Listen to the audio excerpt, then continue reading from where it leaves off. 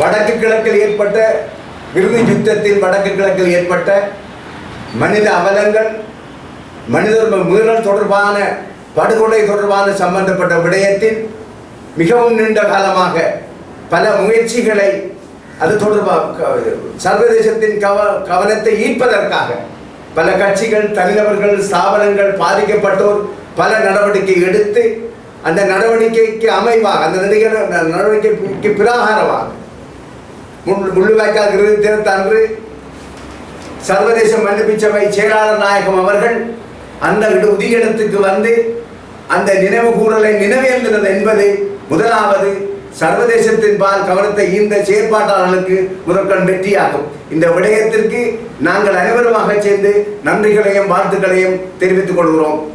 குறிப்பாக இப்படி சர்வதேச ரீதியான கவனத்தை ஈர்க்கும் இப்படிப்பட்ட பாரிய சம்பவத்தை அடையாளப்படுத்தக்கூடிய அளவுக்கு செயலாளர் நாயகம் நடந்து கொண்டிருப்பது என்பதும் மாண்புமிகு ஜனாதிபதி அவர்களால் மனித உரிமை மீறல் தொடர்பான சம்பந்தப்பட்ட விடயத்தையும் பாதிக்கப்பட்ட மனித உயிர்களையும் கௌரவிப்பதற்குமாகவும் நினைவு கூறுவதற்கான உரிமை இலங்கை வாழ் மக்களுக்கு உண்டு என்பதை மாண்புமிகு ஜனாதிபதி அவர்கள் தெரிவித்த நிலையில் இலங்கை அரசாங்கத்தின் சட்டத்தையும் ஒழுங்கையும் நிலைநாட்டுகின்ற போலீசாரை பொறுத்தவரையில் கடந்த அன்று தினம் முள்ளிவாய்க்கால் சம்பவத்தின் போது, முள்ளிவாய்க்கால் நிறைவேந்தலின் போது நடந்து கொண்ட முறை என்பது ஏற்புடையதல்ல.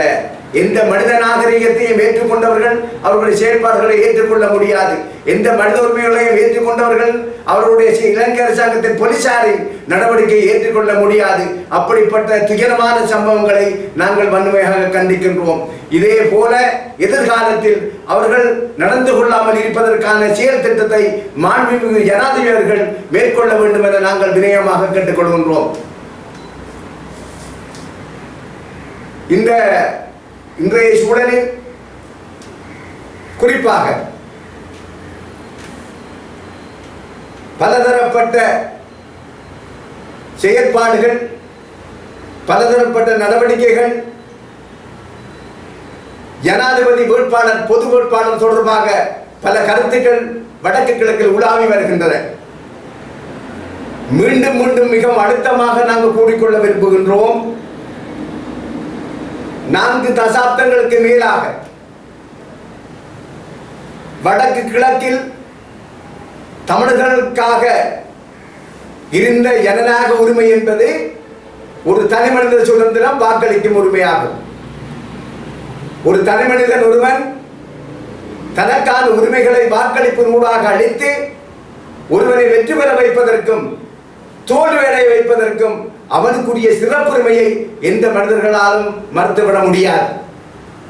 இதன் அடிப்படையில் கடந்த காலத்தில் இலங்கை அரசாங்கத்தின் அரசியல் ஜனநாயக தேசிய கொள்கைக்கு அமைவாக ஒரு ஜனாதிபதி அவர்களை தெரிவு செய்வதற்காக வடக்கு கிழக்கு வாழ் மக்கள் பல சமயங்களில் பரிசீலிக்கின்றார்கள், பல சந்தர்ப்பங்களில் வாக்களித்திருக்கின்றார்கள். அந்த விடயத்தில் ஒரு சில ஜனாதிபதிகளுக்கு மிகவும் கூடுதலான ஆதரவுகளை தெரிவித்த வரலாறு கூட வடக்கு கிழக்கில் உண்டு. ஆனால் எமது இனப்பிரச்சினை தொடர்பாக, தமிழர்களின் அபிலாசைகளை தொடர்பாக, தமிழர்களின் உரிமைகள் தொடர்பாக தெரிவு செய்யப்பட்ட ஜனாதிபதி அவர்கள் வாக்குகளை பெற்றுவிட்டு தமிழர்களை, சிறுபான்மை இனத்தை ஏமாற்றியதே வரலாறாகும். இந்த வரலாற்றை நாங்கள் மறந்துவிடவில்லை. இதற்கு கடந்த காலத்தில் ஏற்பட்ட வலிகளை நாங்கள் சுமந்தவர்களாக இருக்கின்றோம். இதற்கான வடக்கு கிழக்கில் உள்ளவர்கள் எமக்கிடம் உள்ள ஒரே ஒரு பலம் வாக்கு பலம். இந்த சந்தர்ப்பத்தில் ஜனாதிபதி தேர்தல் நடைபெறும் பட்சத்தில் நாங்கள் ஏமாற்றப்பட்டவர்கள், ஏமாந்தவர்கள் இனிமேலும் ஏமாற்றப்பட்டுவிடக் கூடாது, ஏமாந்து விடக்கூடாது என்பதற்காக வடக்கு கிழக்கில் உள்ள அனைத்து சக்திகளும், அது அரசியல் கட்சிகளாக இருக்கலாம், அமைப்புகளாக இருக்கலாம், இல்லை ஏதோ நிறுவனங்களாக இருக்கலாம், இல்லை சமூக சார்ந்த சக்திகளாக இருக்கலாம், அனைவருமாக ஒன்று சேர்ந்து எதிர்வரை ஜனாதிபதி தேர்தல் தொடர்பாக ஒரு வலுவான முடிவை எடுப்பதற்காக, பொது வேட்பாளர் ஒருவரை நிறுத்துவதற்காக ஆலோசனைகள் மேற்கொள்ளப்பட்டு வருகின்றன. அது சில கட்சிகள் முடிவுகளை அறிவித்திருக்கின்றன, சில கட்சிகளை முடிவுகளை அறிவிக்கவில்லை. பொது அமைப்புகள் சிலது அறிவித்திருக்கின்றன, சில பொது அமைப்புகள் முடிவுகளை அறிவிக்கவில்லை. இருந்தாலும் அனைவரின் நோக்கம் அனைத்து சக்திகளுமாக ஒன்று சேர்ந்து இந்த ஜனாதிபதி வேட்பாளர் தொடர்பாக ஒருமித்த முடிவுகளை எடுத்து அந்த முடிவானது எதிர்காலத்தில் தமிழ் மக்களை தலைநிமிர்ந்து வாழ வைப்பதற்கான ஒரு அடிகோலாக அது அமைய வேண்டும் என்பதே அனைத்து மக்களிடம், அனைத்து பாதிக்கப்பட்ட மக்களிடம் எண்ண கருத்தாகும். அந்த கருத்துக்களை நிலைநாட்ட வைப்பதற்கு நாங்கள் எதிர்காலத்தில் சரியான முடிவுகளை நாங்கள் எடுத்தே ஆக வேண்டும். பெரும்பான்மையான கட்சிகள் பொது வேட்பாளர் ஒருவரை நாங்கள் நிறுத்தி அதுக்கான வாக்களிப்புகளை மேற்கொள்வோம் என்ற திட்டங்களும் இருக்கின்றன. சில கட்சிகள் இந்த முடிவுகள் எடுக்கப்படவில்லை. நாங்கள் ஆறுதலாக இதை போட்டு உடைத்தவர்களாக நாம் ஆற விடாமல் பொறுமையாக நாங்கள் நின்று இன்னும் நாட்கள் இருக்கின்றன. இந்த நாட்கள் கடந்து விடவில்லை. அனைவரும் அனைத்து சக்திகளுமாக ஒன்று சேர வேண்டும். தமிழ் கட்சிகள் அது மட்டுமல்ல, பொது அமைப்புகள் கூட நாங்கள் ஒன்று சேர வேண்டும். இது ஒன்றுபட்டால் என்று குறிப்பாக வடக்கு கிழக்கில் வாழ்கின்ற நாங்கள் பலவீனமாக இருந்திருக்கின்றோம். எம்மை பொறுத்தவரையில் மிகவும் தெளிவாக ஒரு விடயத்தை நான் கூறிக்கொள்ள விரும்புகிறேன். குறிப்பாக கடந்த காலத்தில் 22 பாராளுமன்ற உறுப்பினர்களை நாங்கள் வைத்திருந்தவர்கள் வடக்கு கிழக்கு வாழ் தமிழ் மக்கள். அரசாங்கத்தில் இருக்கின்ற முப்படை சமனாக படைகள் இருந்த வரலாறுகளும் நமக்கு உண்டு. ஆனால் இவைகள் இருந்தே இலங்கை அரசாங்கம் ஏமாற்றியது, சர்வதேச மேன்மை ஏமாற்றியது. நாங்கள் நளினமடையப்பட்டோம். இன்று இவைகள் அனைத்தும் இழந்த நிலையில் 22 பாராளுமன்ற உறுப்பினர்களும் இல்லை, முப்படைகளும் நம்மிடம் இல்லை. அனைத்தையும் இழந்து இடம் தெரியாது, தடம் தெரியாது பிரேதங்கள் புதைக்கப்பட்ட நிலையில், காணாமல் குழந்தைகள் ஆக்கப்பட்ட நிலையில், தாய்தகப்பை பெற்றவர்கள் இழந்து பரிதவிக்கின்ற நிலையில், நாங்கள் அனைத்தவர்கள் இழந்தவர்களாக உள்ள நிலையில் எமக்கு இருக்கிற ஒரே ஒரு பலம் ஒற்றுமை என்பதை இந்த வடக்கு கிழக்கு தமிழ் தரப்புகள் மறந்துவிடக் கூடாது. அது மட்டுமல்ல, குறிப்பாக கிழக்கு மாகாண மக்கள் நாங்கள் பலவீனமடைந்திருக்கின்றோம். அது அம்பாறை மாவட்டமாக இருக்கலாம், திருவண்ணாமலை மாவட்டமாக இருக்கலாம், மட்டக்களப்பு மாவட்டமாக இருக்கலாம். ஒற்றுமையே ஒரு பலம் என்பதை நாங்கள் நிரூபிக்க வேண்டுமாயின் எதிர்வருகின்ற ஜனாதிபதி தேர்தலில் நாங்கள் ஒற்றுமையாக அனைத்து கட்சிகளும் ஒன்று சேர்ந்து ஒரு ஒருமித்த முடிவுகளை நாங்கள் எட்ட வேண்டும் என்கின்ற சூழ்நிலையில் ஜனாதிபதி வேட்பாளர் தொடர்பாக ஒவ்வொரு கட்சிகளும் முடிவெடுப்பது என்பது அவர்கள் ஜனநாயக உரிமை. அந்த ஜனநாயக உரிமைகளை நாங்கள் மதிக்கின்றோம்.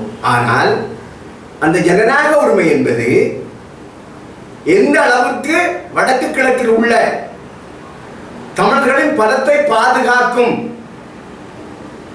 என்று கேள்வி தொக்கி நிற்கின்றன. சில கட்சிகள் மிகவும் தெளிவாக சொல்லுகிறார்கள், எதிர்வருகின்ற பாராளுமன்ற தேர்தல் பரிசீலிக்கப்பட வேண்டும். நான் மிகவும் தெளிவாக சொல்லுகின்றேன், நாங்கள் அதுக்கு படையை கொள்ள வேண்டும். தமிழராகிய நாங்கள் எமக்குள் இருக்கிற வாக்குப்பலத்தை, எம்மிடமுள்ள ஒரே ஒரு பலம் வாக்குப்பலம், அந்த வாக்குப்பலத்தை இலங்கை அரசாங்கத்தின் செயற்பாடுகளை கண்டிக்கும் முகமாக, இலங்கை அரசாங்கத்தின் செயற்பாடுகளை சர்வதேசத்தால் ஈர்க்க முகமாக, இலங்கை அரசாங்கத்தின் செயற்பாடு தவறான செயற்பாடுகளை தோற்கடிக்கும் முகமாக நாங்கள் தனிமனிதனாகிய நாங்கள் ஒவ்வொரு தமிழர்களும் வடக்கு கிழக்கில் எமக்கான உரிமைகளை நாங்கள் பயன்படுத்திக் கொள்ள வேண்டும். வாக்களிக்கும் உரிமை என்பது ஒரு சிறப்பு உரிமையாகும். எம்மிடம் உள்ள வாக்குகளை நாங்கள் அளித்து எமக்கு எதிராக செயல்பட்டவர்களை நாங்கள் திருந்திக் கொள்வதற்காக, சர்வதேசத்தால் நிறுத்துவதற்காக எமது வாக்குகளை அளித்து நாங்கள் அவர்கள் தவறானவர்கள் என்பதை நிரூபிப்பதற்கு தான் நடைமுறைக்கு சாத்தியமான விடயமாகும். இதை விட்டுவிட்டு பரிசீலிப்பு என்பது ஒரு மௌனிக்கப்பட்ட விடயம். பரிசீலிப்பால் நாங்கள் எதை பெரிதாக சாதித்து விட முடியாது. ஆனால் வாக்களிப்பதன் ஊடாக நாங்கள் நெஞ்சை நிமித்தி ஒவ்வொரு தமிழர்களாக, சிறுபான்மை இனமாக நாங்கள் ஒவ்வொருவருக்குள்ள உரிமைகளை செயற்படுத்துவதே எமது பலமாகும். ஆகவே இந்த பலத்தை எதிர்காலத்தில் ஒவ்வொரு தமிழரும் வாக்களித்து எமக்கு எதிரானவர்களை தோற்கடிக்க வைப்பார்கள் என்ற நம்பிக்கை வீண் போகாது, எனக்கு வீண் போகவில்லை. இதை சாதிப்பதற்குரிய இதை கடந்த காலத்தில் தமிழர்கள் செயற்படுத்தி காட்டுவார்கள் என்பதை நான் மிகவும் நிஜமாக திடமாக கூறிக்கொள்ள விரும்புகிறேன். அம்பாறை மாவட்டத்தை பொறுத்தவரையில் தேர்தல் காலகட்டங்களில் சில விடயங்களை தூங்கியிருப்பது, குறிப்பாக கண்மனை பிரதேச செயலாளருக்குரிய அதிகாரங்கள் தொடர்பாக 89ஆம் ஆண்டு இலங்கை அரசாங்கத்தின் பொது நிர்வாக அமைச்சுகள் ஊடாக வழங்கப்பட்ட அதிகாரம் பிரகாரம் உருவாக்கப்பட்ட செயலகங்கள் இயங்கி வருகின்றன. அதில் ஒன்று கல்முனை பிரதேச தமிழ் பிரதேச செயலகம். அந்த செயலகத்திற்கு சில அதிகாரங்களை வழங்காமல் தடுத்து வைத்தது என்பது இலங்கை அரசாங்கம் ஒரு இனத்திற்கு சார்பாக நடக்கின்றது என்பதை நிரூபிப்பதற்கான ஒரு செயற்பாடாகும். இலங்கை அரசாங்கத்தை பொறுத்தவரையில் ஒரு பிரதேச செயலகத்தை செயற்பட வைப்பது என்பது அந்த பகுதியில் வாழ்கின்ற மக்களுக்குரிய தேவைகளை நிறைவேற்றுவதற்கான ஒரு நிர்வாக கட்டமைப்பாகும். அந்த நிர்வாக கட்டமைப்பில் சில நிதி தொடர்பான காணி தொடர்பான அதிகாரங்களை அந்த பிரதேசத்துக்கு வழங்காமல் தடுக்கப்பட வேண்டும் என்று முன்வைத்தது ஒரு முஸ்லிம் அமைச்சர். அந்த ஒரு முஸ்லிம் அமைச்சரின் கருத்துக்களை கேட்டு இலங்கை அரசு தமிழ் மக்களுக்கு துரோகத்தை விளைவிக்கிறது என்பது முயற்சி பண்றதே ஒரு கண்டிக்கக்கூடிய ஒரு விடயமாகும். இலங்கை அரசாங்கம் அப்படிப்பட்ட ஒரு தவறான பிழையான செயற்பாடுகளை செய்தது என்பது அம்பாறை தமிழ் மக்களால் ஏற்றுக்கொள்ளப்பட முடியாது.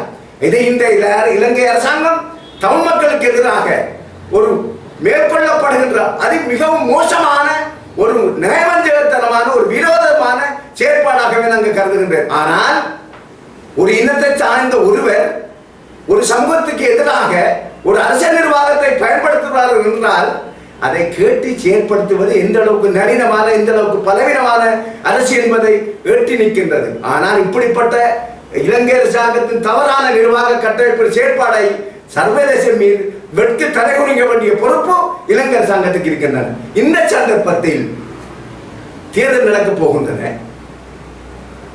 பல கோரிக்கைகளை பல கட்சிகள் முன்வைக்கின்றார்கள். என்ன சொல்லப்படுகின்றது என்று சொன்னால் தேர்தலுக்கு பிற்பாடு அமுல்படுத்தப்படும். ஏனென்று சொன்னால் நாங்கள் தேர்தலில் வெற்றி பெறுவதற்கு அனைவரின் வாக்குகள் எங்களுக்கு தேவை.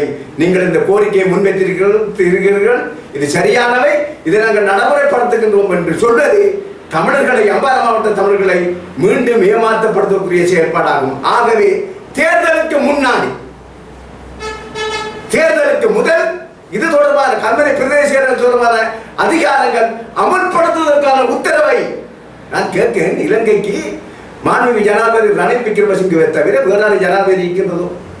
அதிகாரம் உள்ள ஒரு ஜனாதிபதி ஓவர் த போன் சின்ன ஒரு கடிதத்தின் ஊடாக அந்த கெசட்டை நாங்கள் மீண்டும் உருவாக்கி அமைச்சரவை தீர்மானம் எடுத்து அமல்படுத்த சொல்லுவது ஒரு செகண்ட் கணக்கான நிமிஷ கணக்கான வேலை. இப்படிப்பட்ட ஒரு வேலையை கூட செய்யாத மாண்புமிகு ஜனாதிபதி அவர்கள் நீங்கள் உங்களுக்கு வாக்களியுங்கள், நாங்கள் உங்களுக்கு இதை நிறைவேற்றி தருகிறோம் என்று சொல்வது அம்பாறை மட்ட தமிழர்களை மீண்டும் ஏமாற்றுவதற்கு ஒரு சமனான விடயமாகவே தேர்தலுக்கு முன்னாடி அம்பாறை மாவட்ட பிரதேசத்தின் பிரச்சனை தீர்க்கப்பட வேண்டும் என்பதை மிக உறுதியாக பொறுத்தவரையில் இந்த ஆனந்தரப்பு உள்ள அமைச்சர்களுக்கு வினயமாக ஒரு வேண்டுகோளை நான் விடுக்கின்றேன். அது தியேட்டர்காரராக இருக்கலாம், அது அபிவிருத்தி குழு தலைவராக இருக்கலாம், அது பிரதி ஆறாக இருக்கலாம். உங்களுக்கு இந்த மட்டக்களப்பு மாவட்ட சமூகத்துக்கு சேவை செய்ய துணிவிருந்தால் நான் உங்களிடம் சவால் விடுக்கின்றேன். மாதவன மயிலத்த மடு ஜனாதிபதி தலைமையில் நடந்த கூட்டத்தில் பல தீர்மானங்கள் எடுக்கப்பட்டு அமல்படுத்தப்பட வேண்டும் என முடிவெடுக்கப்பட்டன. அந்த முடிவை நடைமுறைப்படுத்துவது அரசியல் நிர்வாகம். நீங்கள் ஆடந்தரப்புக்கு அமைச்சராக இருக்கின்ற நீங்கள், ஆடந்தரப்புக்கோ அமைப்பாளராக இருக்கின்ற நீங்கள், ஜனாதிபதிக்கு கொடி பிடிக்கின்ற நீங்கள் முடிந்தால் தேர்தலுக்கு முன்னாடி மாதவன மயிலத்த மடு பிரச்சனை தீர்க்கப்பட வேண்டும். நீங்கள் வழி செய்யுங்கள், நாங்கள் உங்களுக்கு